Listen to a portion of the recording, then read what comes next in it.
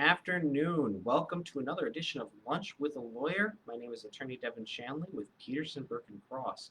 Today we're going to be talking about 7 simple steps to starting a charity. Uh, this is kind of a follow-up from what we did last week where we talked about the anatomy of a charity. I find a lot of time at this time of year people are thinking about starting new things. I don't know if that's because of the start of the school year or the start of football season, because we're based out of Northeast Wisconsin. The Packers kind of run a lot of stuff in our lives.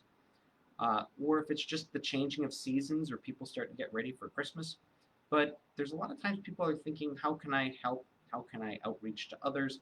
How can I start something new? And this ends up being a great time of year where it's a good time to start looking at that and what can they do. And a lot of people will call and say, I just want to do things the right way. So today we're going to be talking about 7 simple steps that if you're thinking about starting a charity, that you can do to get on the right track, start things the right way. As always, if you've got particular questions, please feel free to give me a call and set up a consultation that we can sit down, talk through what you want to accomplish, what we can do to help, and what sort of legal support our office can give you. Or if you have a different legal issue and you think, I really need to talk to an attorney, that's great. Call us at Peterson, Berk and Cross. We specialize in you. So we'd be happy to sit down and have a consultation. The number is 920-831-0300. Now, as always, I love when we have comments and people asking questions along the way. So if you do have a question, please feel free, write it in the comments section. Try to leave comments. I'll try and check throughout the week, and sometimes I'm better at that than others, but I will do that as well, and we can talk about how we can best help you out. Today's lunch that I'm having comes from 1951 West, or as people who grew up in Green Bay know it as the Old Rock Garden or the Rock Garden. It is a fantastic place. I have a chicken panini and a cup of French onion soup, so I'm very much excited about that. And I'm very much excited to talk about our topic today. At 1951, fantastic food. They always do a great job. I always think of them when we talk about weddings and things like that, but they've done a fantastic job of making a really attractive place to go down, have lunch, have dinner. So please feel free to check out the good people at 1951, and thank you for helping us with lunch this week to all the folks down there. Couple other disclaimers. I had mentioned I don't want to, if you have specific questions, please feel free to schedule an appointment. If there are questions that are very fact specific, I will probably say that's a great question. Please give us a call. Please shoot us an email. The main reason why is this is not meant to form an attorney-client relationship. This is a chance just to give a little bit of education, give you a chance to ask a lawyer some questions about what the law is, but not give legal advice on your particular situation, nor is an attempt to form an attorney-client relationship. If you'd like to do that, please give us a call. We can kind of do our conflict checks and talk through whether our representation will be right for you. Also, we are based out of the great state of Wisconsin, and so the law that I'm going to be talking about today is primarily going to be based on Wisconsin law. It will not be based on other law. If you're joining us from a different locale, thank you for joining us. But if you have specific questions about that, or if something comes up, we can talk about, if you have a question about something other than Wisconsin law, I advise you talk to a local attorney. So starting a charity in 7 simple steps. A lot of times people will think about this sort of stuff, they'll dream big and really want to help out their community. That is something that's amazing and something that should be supported at all times. So when we're going to do that, the first step I'm going to do, a lot of times people will think they'll sit down, they'll talk to the lawyer, and they'll start talking articles of incorporation, corporate entity, talking to the IRS, how do I get my 501c3 status? That's actually going to be the tail end of our discussion. The first step that I would say, the very first thing you're going to want to do if you're going to start this is look at something called charitable purpose. Now, last week I had started to talk about charitable purpose. Charitable purpose is the good that you do. What exactly are you going to do that you're going to help out the community? Nonprofits, particularly public charities, are fantastic entities to operate and do real good in our community. They allow for private enterprise and they allow for an entrepreneurial spirit for you to really do good on your pace and in your style, while at the same time be freed from some of the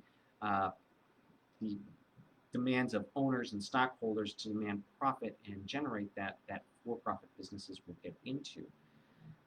That provides a very unique opportunity for people to really go off and do what they need to do, but you still need to think about this in a lot of similar fashions that benefit the community as a whole, as in something of a government entity, as well as uh, have the private concerns that you would have with a business as well to some degree. It's a balancing point.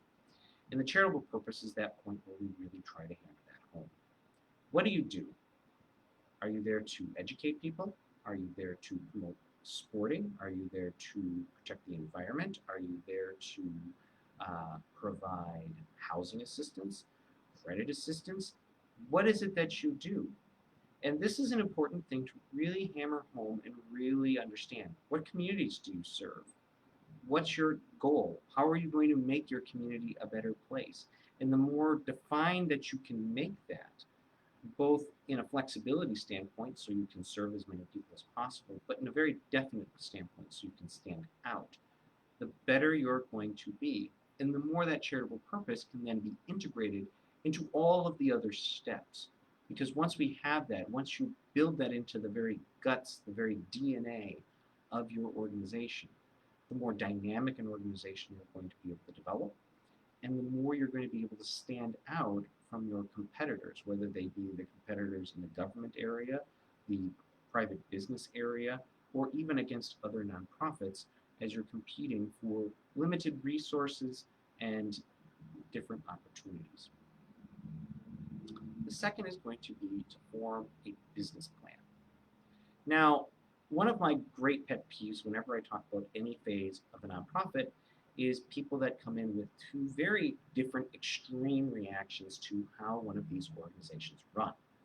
And that is, first, the thought process of, this has to run like a business. Well, no, a business runs in a very particular model. It's going to be trying to generate profit for private ownership, so shareholders or members of an LLC or just the straight up owner of the business. Its services that it does are then designed to ultimately bring in that profit, and then you control costs and cash flow in order to monetize that to make a living. A nonprofit doesn't have that same sort of private ownership, so it's not trying to generate profit for an individual. In fact, as we'll discuss later, there'll most likely be some sort of restriction against that. So you're looking at some sort of general community benefit. That doesn't mean that you can't make money, but it does mean that you can't spend money in the same way. You can't just give money, the extra money to an individual person. It's got to be invested back in the organization. It's got to be donated to other charities, things in that fashion. On the other extreme, we have people who think, well, nonprofits are out there to lose money. No. Nonprofits are not designed to lose money. What I think this viewpoint is trying to get across is the idea that the services that are being offered are not revenue generating. This probably is the case. If you're in the business, if your nonprofit is in the food assistance area, you might be able to sell some food at a discount to be able to recoup some costs. But if it's a full food pantry where the whole point is to give people food, you're probably not going to make money on the concept of giving people food, otherwise you'd be running a grocery store. So there's going to be a difference in that, and the services itself might not generate revenue. But that doesn't mean that your business plan shouldn't include some sort of generating revenue. Otherwise, what's probably going to happen is you're going to burn out at some point. There's only so much volunteering that an organization is going to be able to sustain. There's eventually, if it grows in scale, you're probably going to need some sort of full-time employee to be able to help run things. And I would love there to be a lot more altruistic people in the world that just want to stop their lives and give everything up and do good works for free, but I'm not going to bet on that either. So organizations like this are probably going to need some sort of cash, some sort of operation, which means you're going to have some sort of cash flow analysis that's going to go in. That cash flow, when we're talking about a cash flow analysis, the cash flow between a nonprofit and a business is not going to be radically different. The difference is the business is going to get the cash flow out of whatever their services or products that they sell. A nonprofit is going to have to create a different alternative cash flow. That could be from donations, that could be from services offered at a discounted rate, or even at cost, or maybe even at a profit. It could just be from gathering donations or volunteers. But either way, or running some sort of special events. We're going to run galas, we're going to run fun runs, we're going to run raffles galore. But there's going to be some sort of revenue creating mechanism that you're going to need. And that's going to need to be incorporated into the business plan and not be treated as an afterthought. Part of the reason why we're going to want to make sure we do that on the front end, A, to make sure that there's viability, but B, because as we go through, we start putting in the legal entities, we will probably need to disclose to the IRS that the organization does gaming activities if we're planning on making money off of raffles. We might have to disclose that to the state of Wisconsin, or if we're going to say we're going to get it by charitable activities, we're going to just go out and we're going to raise $80,000, $100,000 each year, you're probably going to have to get approval with the state of Wisconsin to be able to, well, not probably, you are. You're going to have to get approval from the state of Wisconsin that you're going to be doing that much charitable solicitation, that I'm going to be making that kind of asking for people to just give me money. You're going to need to disclose that to the state of Wisconsin and get the proper approval for that as well. Once you have your charitable purpose and you have your business plan, now you're ready to start looking at some of the drier materials. This is the stuff that guys like me care about, and people that just want to go off and do the right thing may or may not. First step is going to be choosing your legal entity. The most common way is going to be forming something called a non-stock corporation. That is going to be governed under the Wisconsin statutes. You will be forming something called the Articles of Incorporation and filing it in the state of Wisconsin with the Wisconsin Department of Financial Institutions. The Articles of Incorporation is now an online form. It can be found on the Wisconsin Department of Financial Institutions website. It's literally a web form. Do you need to hire an attorney? Even though the form is online, you can fill it out for free. I would still recommend yes. Regular viewers might know my story where I talk about going to an eye doctor. The eye doctor made a joke about trying to sell me glasses, and then he tried to sell me glasses, and I always refer to this and think of this when people say, but Devin, do I really need an attorney? Because my answer is almost inevitably yes, and I feel like that eye doctor once again. In this case, I do want to give a couple particular opinions as to why I think it's important to talk to an attorney, or at least, well, an attorney, why to do that. When filling in this form, there are a couple tricks. The Articles of Incorporation is designed by the state of Wisconsin. It is not designed by the IRS. The IRS is going to be looking for particular things inside of that document, things that you are going to want to put in. The most common areas are going to be a disassociation clause. So a clause saying when this entity dissolves, the assets will be given out to other charities. Some sort of irrevocable purpose clause. When money comes in for the organization, it will be forever dedicated to a charitable purpose. So it won't go for what's called private inurement. It's not going to go into my pocket as the founder of the charity when I take in donations for this organization. I might get paid a salary at some point, but that's going to be for the services I render the organization. It won't be just going for just pure profit reasons. We ran extra on the budget, so I'm just going to cut myself a check, or the organization is going to buy me a house because, I don't know, I need a house? No, it's not going to be doing that. And when the organization dissolves, it's not going to just go into my back pocket. It's going to be still dedicated for that charitable purpose. And you're going to need to where to put that into the document, and at least the last time I reviewed it, there isn't just a quick check to say that is there. You're going to need to put that into a couple areas that are not intuitive. but you're still going to want to make sure it's there.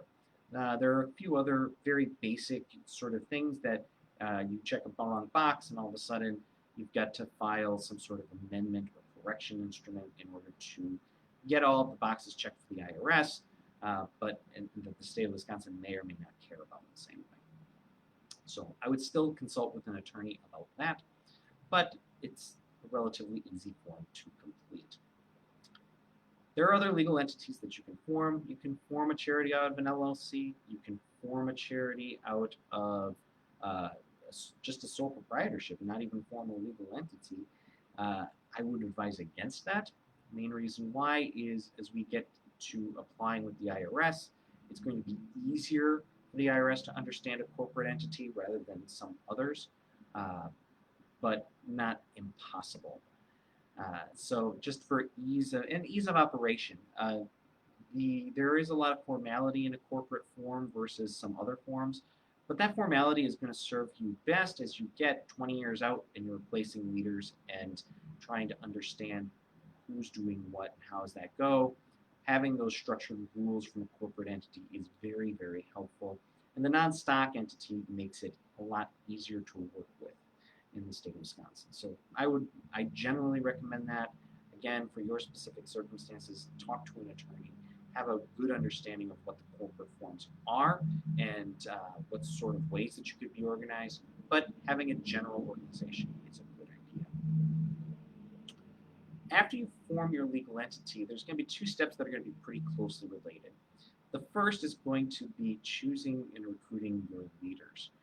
You're going to want to have a good idea of the people that you're going to be relying upon to further this organization. A non-stock organization, especially a public charity, is probably going to have something called a perpetual board. And what that means is the board selects itself. There really isn't any owner. The organization itself is going to be this collection of interested people personified through the board of directors. So you're going to want to have a good understanding of who that initial board is going to be, how you're going to be offering your services, and who are the leaders that you're going to need in either some sort of corporate entity, an elected officer or a director, or a professional entity. I'm going to need to hire this person to do a job, or a volunteer capacity. I'm going to be leaning on these people to just get this done. And you're going to want to have clear expectations, clear communication, and clear way of how they fit with the positives and negatives that all of them bring. Volunteers are fantastic. They're gold for an organization like this. But you're going to have realistic expectations for volunteers because at the end of the day, they're volunteers. You can say, you've made a 3-year commitment or a 2-year commitment or a 6-month commitment, but a volunteer isn't getting paid, and if they walk, they're probably just going to walk, and you're going to have limited options to replace them if that's the case. So you're going to want to have very particular tasks that are going to work and are going to be reasonable for them to complete. If you're going to hire staff, you're going to need to make sure that A, you can pay them, and B, that the staff has a realistic expectation of what the organization is and does and what their role in that is going to be.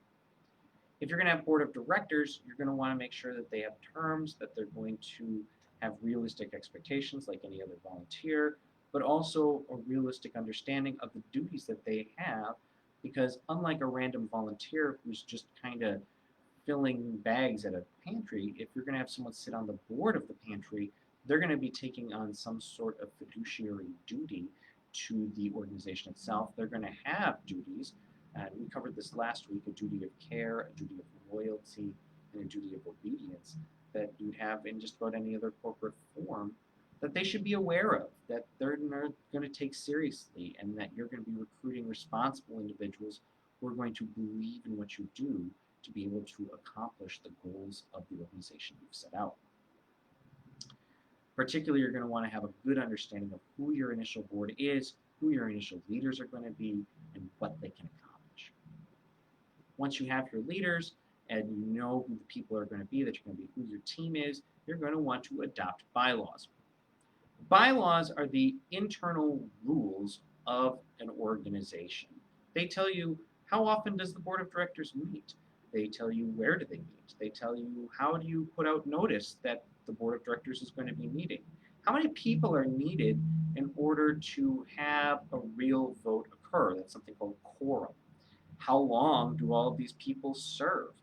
What are the different leadership roles of an elected officer, such as a president, a vice president, a treasurer, or a secretary? How long do they serve into those roles? How do they get elected into those roles? Do they have to be board members or directors in order to be on that role, or could it be just anybody? Things like this are going to be the details that you're going to have. A lot of times what I find is people that are trying to form something like this, they'll just pull random bylaws off the internet, see that it's bylaws, maybe read a few lines and think, well, that's good enough.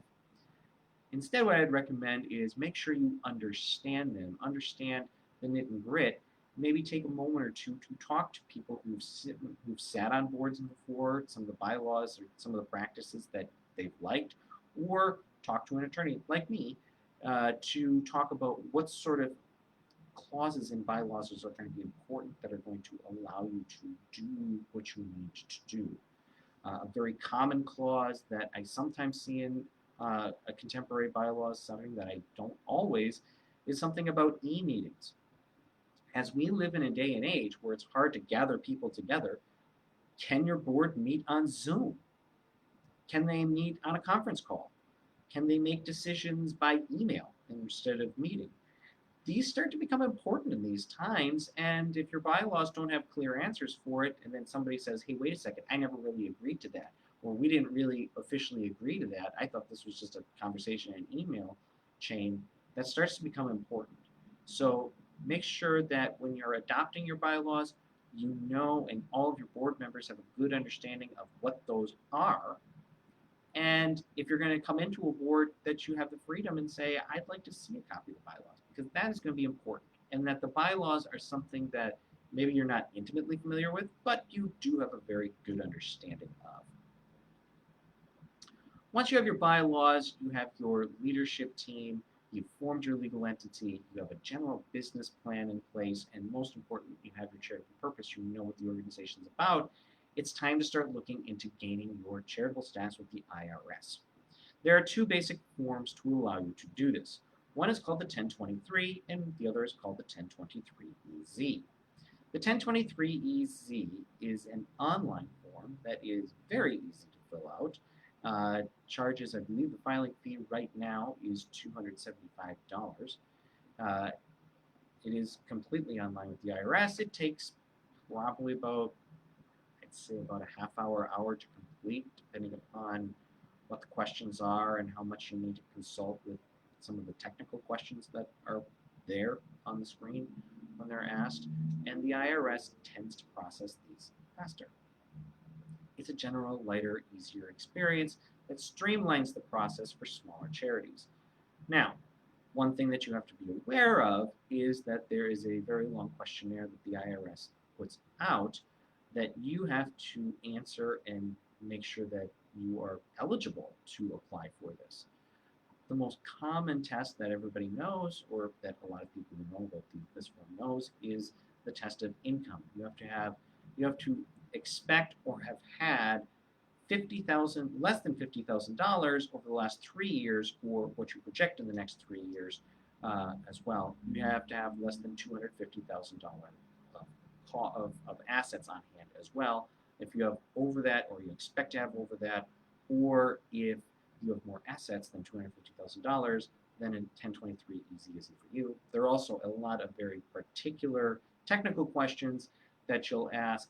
Again, if you were going to, you can go through it yourself, or you can talk to an attorney who will walk through these questions and explain some of them to you. Make sure you look it up. If you look at the instructions on the 1023-EZ, it'll give you that full listing of questions. I just got a comment come in.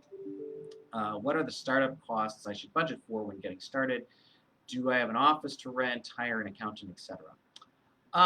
This is a great question. That's going to depend a lot inside of your business plan as you're going to formulate that business plan. The business plan that you're gonna have to understand what services you're rendering, what space you're going to need, who are the people that you're going to need as well, how much money you're going to bring in. So if you're going to hire an accountant, is it a good idea to hire an accountant? I don't know. I mean, if you've got a budget of 10 grand a year, probably not. If you've got a budget of 100, 200 grand a year, it might not be a bad idea. That's going to depend upon really how big that charity is going to grow, how much money you're going to be able to raise, and what the services are going to demand.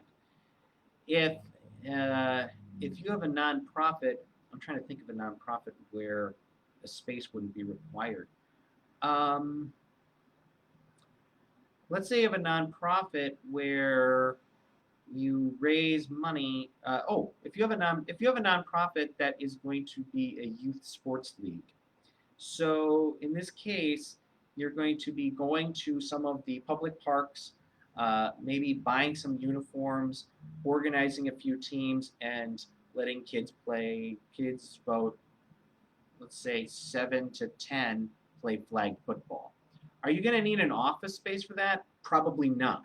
You can probably run that out of your basement, organize that with a few spreadsheets, and calling parks and getting uniforms. If you're going to be running a credit card counseling charity, then you might want to have a space because you're probably going to have some sort of you or might have a sort of access where you have people coming in and meeting with you and you want to project that. So again, depending upon what your charitable purpose is, what you're planning on doing will depend upon the space, and that will also drive some of the startup costs. If you're going to be talking about what to expect when we talk about costs for, say, getting your legal work done, um, I offer a discounted rate for helping charities start, particularly starting up charities that don't really have a lot of money. Um, you're going to be talking filing fees. I usually like to tell people about 1,500 to 2,000 is a good ballpark when you talk about all of the various filing fees, legal fees, and different costs of that nature to kind of go from I have nothing to I have a full set that I can feel comfortable with. I think that's a good starting line. But when you're going to talk about actual starting costs, uh, again, this would be a little bit of driven by the facts and what your charitable purpose is, and that's why when one of the first steps before we start pulling the trigger on articles of incorporation and saying, hey, I'm doing this thing, you want to go over and look that over and have a business plan, not just so you understand, okay, I'm going to need to pay this much for an office and I'm going to need to hire a secretary at this much money over this much time, but you're also going to want to have a plan of this is how I'm going to make my money. My rich uncle will give me $50,000. Wonderful. Make sure that A, your rich uncle is cool with that, and B, that you're going to have some sort of sustainability. Or I can write X, Y, and Z grant, and that will get me this much money. Fantastic. Um, make sure that's part of your plan, and you know the cash flow of when that grant money would come in, how you're going to budget it, little things like that. So I've gone through and we've talked about we're at getting your 501c3 status. We talk about the 1023-EZ. What is the 1023? The 1023 is when you're not qualified for the 1023-EZ. It is more expensive to file. It is a much, much longer form with lots of components. That is the traditional form when you hear people talk about the nightmare of applying with the IRS and everything you have to disclose and how long it takes and how annoying of a process that was. That is the full 1023. You want to get into the 1023-EZ as much as you can. The good news is if you really hammer home that business plan and that charitable purpose, and you know who your leaders are going to be, you kind of walk through the steps that we've walked through this far, then going through the full 1023 is going to be easier because it's going to be asking for a lot of that information. Either way, whether you complete the full 1023 or the 1023-EZ, you send that to the IRS, and eventually you get back a letter of determination, either saying, well, hey, can we have more information? You mentioned this, this, and this, and we're a little confused. Or they say, congratulations, you are a charity. Or they might say, no. But let's focus on the positive and say that you got your charitable status at the IRS. What does that mean? Well, that means people can now give you money and they can write that off on their taxes That also means the income that you bring in that's related to your charitable purpose is not taxable. Does that mean that all the income that you bring in is not taxable? Well, no. There's something called UBIT, unrelated business income tax. So you're going to want to tie as much of your revenue generating items to your charitable purpose as possible. Another reason why charitable purpose is so critical. But you also might have some taxes if, say, you run, let's say you run a theater and then you decide to start having quinceañeras there in that space. It's a great space. It'd be great for quinceañeras, but that's not exactly what your charitable purpose is of putting on a theater. So you're going to want to be mindful of things like that. The last is going to be, don't forget about the state of Wisconsin. There are going to be various licenses that you're going to need to obtain from the state of Wisconsin. First and foremost, you'll probably have to notify them that you've started a charity and that you're going to be doing charitable solicitation in the state of Wisconsin. Again, that is with the Department of Financial Institutions that you would register with them. You will need to put out, and there's a form there. It's kind of like a smaller version of the 1023. So it'll look really robust and a lot of extra paperwork if you've done the 1023-EZ. If you've done the full 1023, you'll look at that and go, oh, wow, okay. I can just basically repackage that, answer a few questions, then take my supplements and put that with. Either way, you'll want to file that with the state of Wisconsin. There may also be other licenses that you would need to do depending upon the services that you render. The most common type is going to be raffle licenses. This is one I think people forget about a lot. There are specific raffle licenses for charities to obtain if you're going to run raffles during your fundraising events. There are two types of licenses. It's called an A and a B.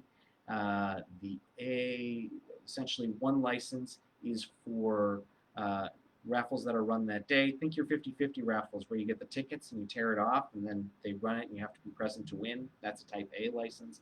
A type B license is the type where you have to have some sort of professional printing done. You run your raffle license right on that. That's one where you don't have to be present to win and they pull the raffle and they call you later. That is that as well. So you're going to want to be mindful of those two as well. Earlier, I skipped one thing. It's a very minor thing. You're going to need to get an EIN number. You'll need to do that before you get your 501c3 status. That will allow you to get bank accounts as well. And that's a simple process of a web portal through the IRS. So that is 7 basic steps to starting a charity. Thank you for all who have watched and have asked questions and participated. If you are thinking about starting a charity, great. That is awesome. We certainly need more people working for the benefit of our community. If you want some help with that, please feel free to give us a call at Peterson, Berk & Cross, 920-831-0300. Because at Peterson, Berk & Cross, we specialize in you.